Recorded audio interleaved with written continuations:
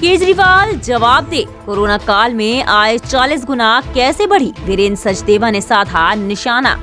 दिल्ली में विधानसभा चुनाव को लेकर आम आदमी पार्टी और भाजपा के बीच आरोप प्रत्यारोप का दौर जारी है। अब दिल्ली बीजेपी अध्यक्ष वीरेंद्र सचदेवा ने आम आदमी पार्टी के संयोजक और दिल्ली के पूर्व मुख्यमंत्री अरविंद केजरीवाल पर गंभीर आरोप लगाए है। सचदेवा ने केजरीवाल की संपत्ति और उनकी आय को लेकर सवाल उठाए हैं।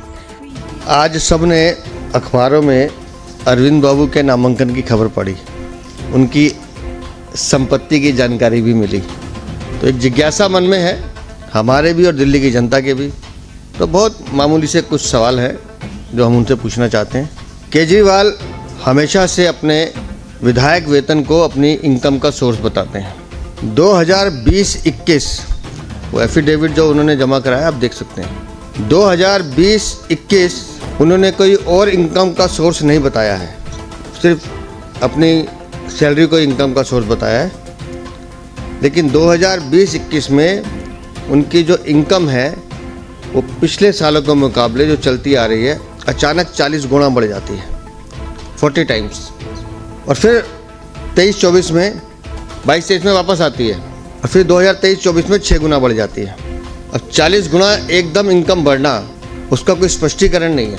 2014-15 से लेकर 2019-20 तक मुख्यमंत्री काल में इनकी इनकम टैक्स रिटर्न इनके मुख्यमंत्री के नाते, जिसे हम टैक्सेबल बेसिक जो होता है उसको इनकम कहते हैं, वो 3,60,000 रुपये प्रति वर्ष से कम है।